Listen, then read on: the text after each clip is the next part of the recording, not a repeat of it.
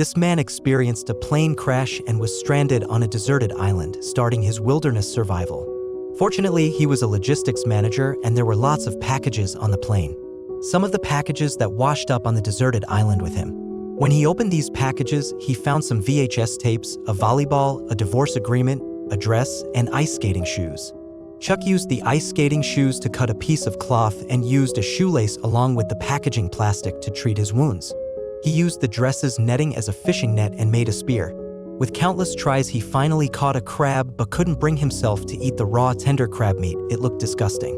Chuck then tried to make fire, rubbing sticks together from day to night and night to day, but he couldn't make a spark. Chuck had to only eat coconut meat. Chuck's spirit was about to break down. He felt abandoned and hopeless on the deserted island. Suddenly, he found the volleyball he had thrown away, and the imprint of his handprint that he left when he injured himself appeared like a head.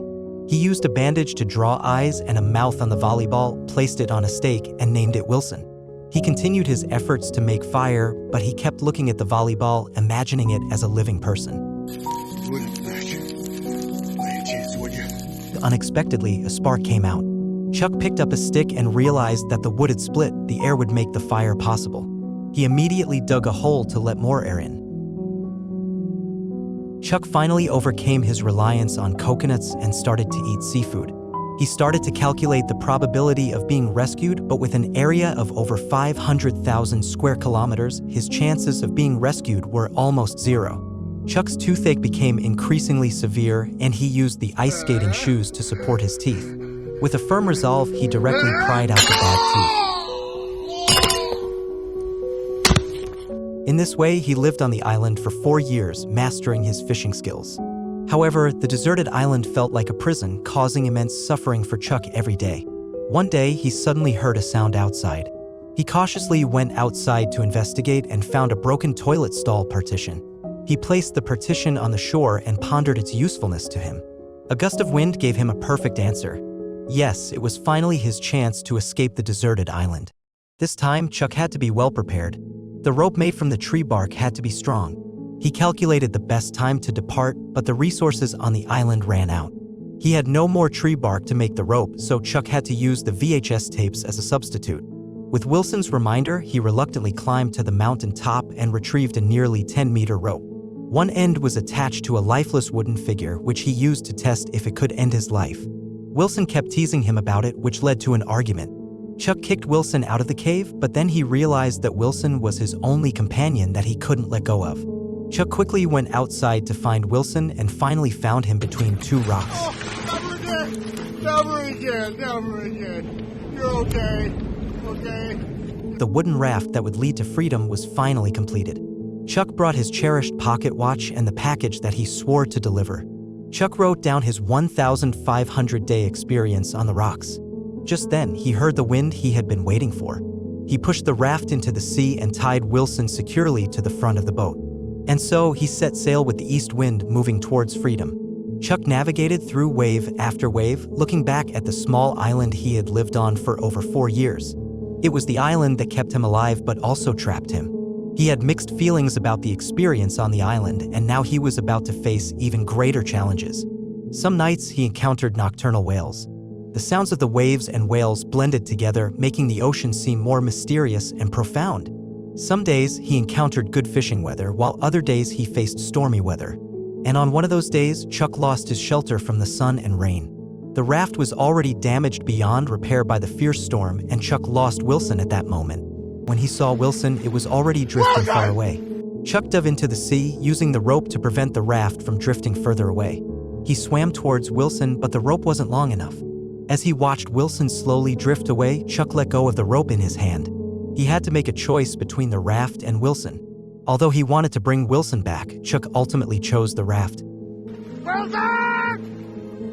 I'm sorry! With the loss of his spiritual companion, Chuck felt hopeless. He threw away the oars and let himself drift on the ocean. He had no idea how long had passed when a large ship slowly passed behind him. Once again, it was the accompanying whales that alerted Chuck. He turned his head and saw the ship. He didn't need to make any noise as the people on the ship had already spotted him. His girlfriend learned about Chuck's news and fainted immediately. Chuck died and came back to life. He found out that his friends had held a funeral for him and he didn't know whether to laugh or cry. Chuck attended a return ceremony and afterwards he went to the airport conference room waiting for his ex-girlfriend Kelly to arrive. However, instead of Kelly, a man came over who turned out to be Kelly's current husband. Chuck didn't know how to accept it at first, but when he saw Kelly through the window, he instantly understood that it wasn't her fault. It was just fate. After saying goodbyes to the friends and family at the party, life returned to normal. The king crab legs on the table seemed worthless to him, and in the city, all it took was the press of a button to start a fire. At night, Chuck still took a taxi to Kelly's house. Before he even had a chance to ring the doorbell, Kelly opened the door. Like Chuck, she couldn't let go either. She had been searching for him during the 4 years he was missing. Kelly took him to the garage where she still kept his car.